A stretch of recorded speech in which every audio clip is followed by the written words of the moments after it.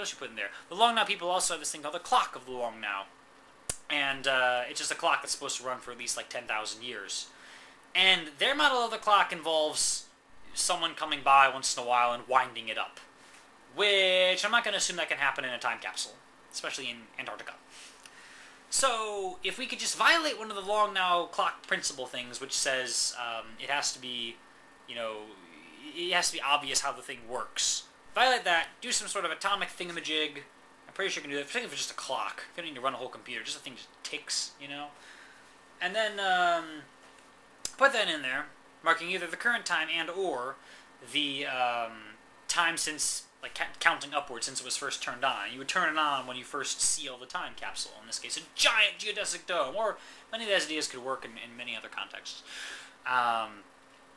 Put that in there, have it, anyway, have some sort of obvious counting mechanism thing, I don't know, some sort of mechanical thing, maybe.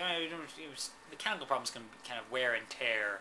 I don't know, something so that when there's aliens walk in, they can see, you know, click, click, click, click, and like, oh, and then every 10 times it does that, and then something else goes click, you know, and then every 10 times, and every 10 times, and every 10 times, so that we've enough, you know, space for billions of years or something. Someone could walk in and be like, wow, this has been a while since this thing was turned on, or whatever. You can fit a lot of data in there if you use computers. Now, granted, computers have the trouble of, you know, you have to make sure someone can interpret it later on. But say if you had some other stuff, you know, etched in stone or whatnot, I don't know, which is sort of a tutorial sort of thing, explaining the rest of it. Could potentially give you instructions on how sort of the computers sort of thing works. Now, what sort of computers you would do that's going to last you several thousand years, I'm not exactly sure, but we'll think about it. We'll think about it. This is that glass capsule concept, you know. It'd be interesting if you could have a thing that has, let's say, Wikipedia, which I think, like, the entirety of Wikipedia is actually, like, less than a terabyte. Like, if you don't count all the previous editions of, or all the previous revisions, you know, the actual stuff itself, at least the text itself, is like a terabyte. Like, that's easy. Cool, get yourself a terabyte thingy that's going to last a long time, have someone engineer that, I don't know what that is, and have this thing hooked up with, like, radio transmitters on the outside of the dome, or whatever, that are transmitting the entire contents of this thing over and over and over. Preferably in a manner that it gets out into space, and then maybe aliens would hear about it, I don't know. It's an interesting idea. And then you can build more of these domes if you feel like it, and then you could, you know, at some point perhaps you have something better to do, I don't know. You know, another thing, how about all that stuff you built during the Cold War? Those, like, giant underground bunker things, and, like, half of them aren't being used anymore. I saw a documentary on that, too. It's like, this bunker thing, they haven't been using for a while, so eventually they allowed a documentary crew in. I'm like, you do know, yes, we have this giant bunkers lying around that are meant to withstand nuclear attacks. Now, I don't know what we're going to do with those now that we're not particularly afraid of nuclear attacks. How will we put something in there? Like a time capsule! Sure. Watching this video, you probably think that time capsules are like my most favorite thing in the world. No, not really. I have many things on my mind. Anyway.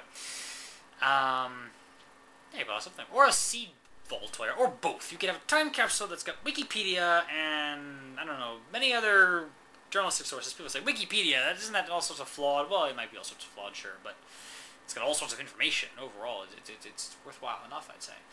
Particularly if you have other sources. Man, here's Britannica, and here's a bunch of journalistic sources, and here's a statement from all the major governments, and here's random crap by random people. Wikipedia, and the languages thing put in there, and seeds and or DNA of stuff. How about a DNA sample of, like, almost everything that ever lived, just in case we need to restore biodiversity. Or something, I don't know. You know, if we have spare time or whatever. You know what also would be cool? A time capsule in space. In space! But actually, it would be a fairly interesting idea.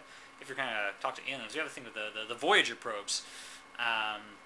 They have, like, I don't know, there's like not a whole lot of information. There's like a picture, and I think like a record with some noises on it, and like, that's great. We've achieved somewhat greater data density by now. Send a terabyte hard drive, or, you know, space hard drive, or whatever. I presume you need a fancier model and the stuff you get at the store. But so you get yourself a satellite. It's hopefully one that's off on a long-range course. Maybe it goes off to, like, you know, beyond the solar system.